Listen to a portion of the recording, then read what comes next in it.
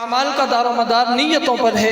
ہمیں چاہیے کہ ہم دنیا کے اندر کوئی بھی عمل کریں تو ہمیں اپنے دل کو ٹٹول لینا چاہیے کہ ہماری نیت کہیں کسی کو دکھلانا مقصود تو نہیں۔ تو لہٰذا گزارش یہ ہے کہ ہر ایک عمل کرنے سے پہلے اپنے دل کو ٹٹول کر خالص اللہ کی رضا کے لیے ہم ہر ایک عمل کریں۔ اللہ رب العزت سے دعا ہے کہ اللہ ہمیں اپنی زندگی کے اندر اعمال صالحہ خالص اپنی رضا کے لیے کرنے کی توفیق عطا فرمائے۔ قرآن کریم کے اندر ارشاد فرمائی وہ آپ حضرات کے سامنے واضح کرتا چلوں۔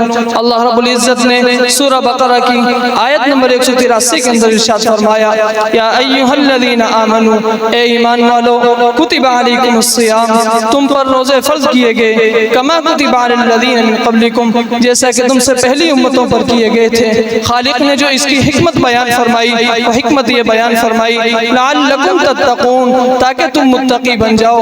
آج رمضان المبارک اپنے اختتامی مراحل کے اندر ہے۔ اللہ رب العزت نے ہمیں تقوی کے حصول کے لیے رمضان المبارک کی قیمتی گھڑیاں عطا فرمائیں۔